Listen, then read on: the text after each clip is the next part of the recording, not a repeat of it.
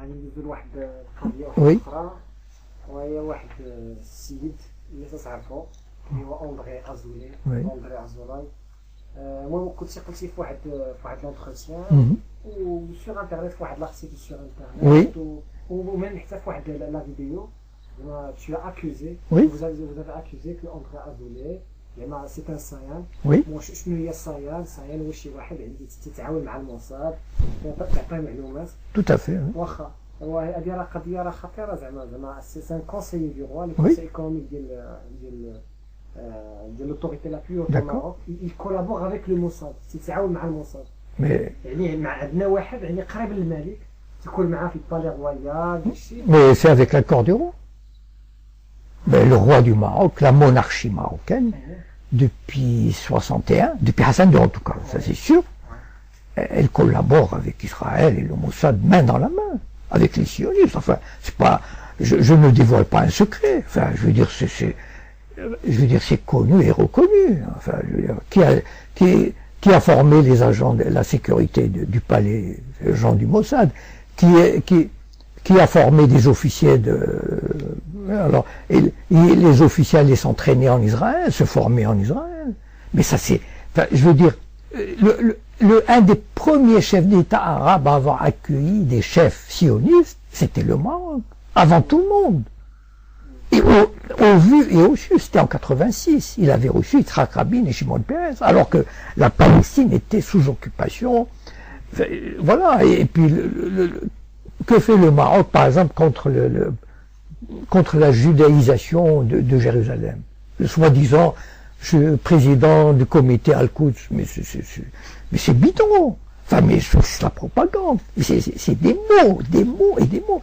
Le Maroc, enfin, l'autorité, la plus haute autorité marocaine, c'est le roi. La monarchie marche main dans la main avec Israël et avec le Mossad. Donc, André Azoulay ne joue que le rôle de facilitateur, parce que c'était un ancien banquier. Il a beaucoup d'amis dans la banque à New York, à Paris, etc. Et grâce à lui, il tisse des relations pour aider le Maroc. Voilà. Et qu'il aide Israël par la même occasion. Mais le roi se frotte les mains pour ça. Mais c'est magnifique, il n'y a pas de problème. D'accord. Oui. دابا النهار الاول فين ازولي اللي وي. كان يساعد مازال في فرنسا وي. كان بانكي باش عاد غادي يجي للمغرب. Oui. واخا واش اون ا في ابيل عليه واش rien que pour la facette Oui. pour le décor باش زعما يبان المغرب سي ان بي اوفير. Oui. راه عندنا ان كونسيي جوداش Oui. ولا il a été recruté. Les deux. Ah, les deux. Bah, probablement, puisque, pourquoi les deux? Parce que moi, j'étais pas dans le secret des dieux pour savoir. Mais, ce qui me fait penser que c'est les deux, c'est que André Azoulay, depuis 20 ans, c'est la vitrine. C'est-à-dire, ah, la coexistence, regardez, le roi, tout le monde, même moi, on me le dit. Regardez, il y a un conseiller. Ah bon? Et les juifs qui continuent à partir, enfin, non, ça ne les intéresse pas. Parce que eux, il y a un conseiller, comme si ça, et alors, mais de tout temps, les monarchies marocaines avaient un conseiller juif. Je vais dire au XVIIe siècle, au XVIIIe, mais alors, non. Et, bon, d'abord, ça donne cette image. Et puis, il organise des colloques, etc. Ça entretient.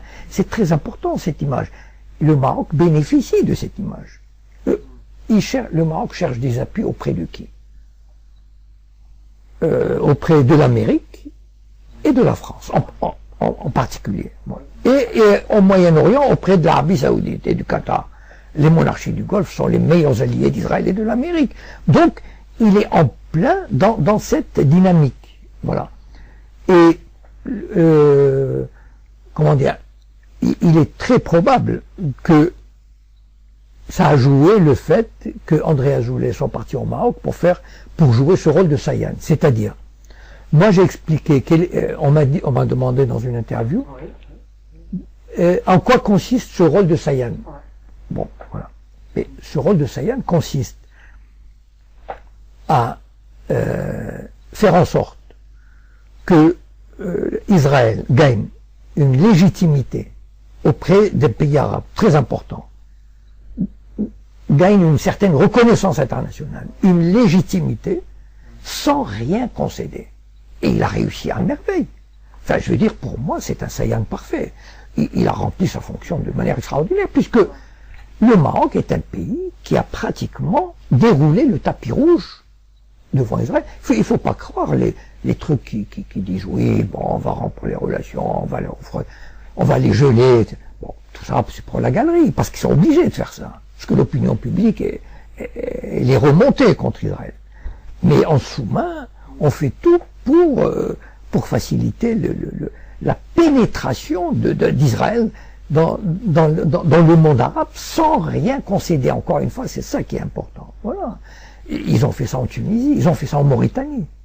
Pourquoi la Mauritanie, il y a quelques années, a accepté l'ouverture de relations diplomatiques? Qu'est-ce qu'elle a à voir la Mauritanie avec Israël? Eh bien, parce qu'on a dû lui dire, on a dû voir le chef, écoute, tu veux un prêt du FMI, tu veux... Et il faut...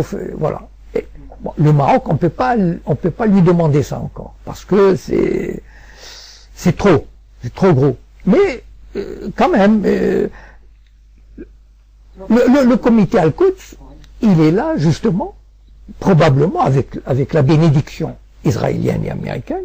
Le comité Al-Quds, il est là pour freiner tout ce qui peut contrarier les projets israéliens. C'est-à-dire, en fait, quelle est la technique arabe jusqu'à présent? C'est-à-dire, des dictateurs arabes qui sont complices. Quelle est aboyer très fort et laisser passer les choses concrètement. Voilà. Aboyer très fort. Voilà, ça c'est très important. Contre l'annexion de Jérusalem, la judaïsation, mais surtout ne rien faire. Surtout laisser Israël s'emparer de Jérusalem. Franchement, quand on voit 50 pays islamiques, 50 qui luttent contre la judaïsation de Jérusalem, quand on voit l'état de Jérusalem aujourd'hui, alors, où les 50 pays sont vraiment, ne valent rien, ah non, enfin je veux dire 50 pays, enfin, même 22 pays arabes, ou alors il y a une complicité, mais flagrante. Mais tous les pays arabes n'ont pas intérêt à avoir un État palestinien. Les pays arabes veulent un État palestinien croupion, un Bantoustan, et qu'ils ferment leur gueule, et qu'ils s'aplatissent devant Israël. Mais enfin, je veux dire, si on n'a pas compris ça, on n'a pas compris grand-chose à la politique. Les pays arabes, ils détestent les Palestiniens. Ils ont toujours détesté les Palestiniens. Ils n'ont jamais cessé de les contenir, de les enfermer, de leur mettre des bâtons dans les roues. Enfin, je veux dire, de les affamer. Quand on voit l'état des Palestiniens, vous croyez que les pays arabes ne peuvent pas trouver $1 milliard pour les soulager? 1 milliard? C'est quoi 1 milliard?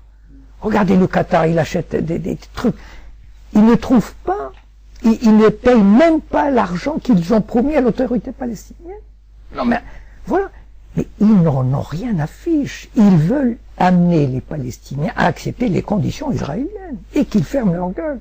C'est-à-dire le potentiel, de quoi avaient peur les États arabes? Du potentiel révolutionnaire que représentait la Palestine. Voilà. Et ça, ils en avaient la trouille. Je veux dire, ils sont très bien entendus avec l'Égypte de Moubarak, avec la Jordanie de Roi Hussein, etc., pour canaliser, enfermer les Palestiniens. Mais il faut parler. Voilà. Alors, ça, les champions du verbe, c'est les dirigeants arabes. Les dictateurs, c'est magnifique.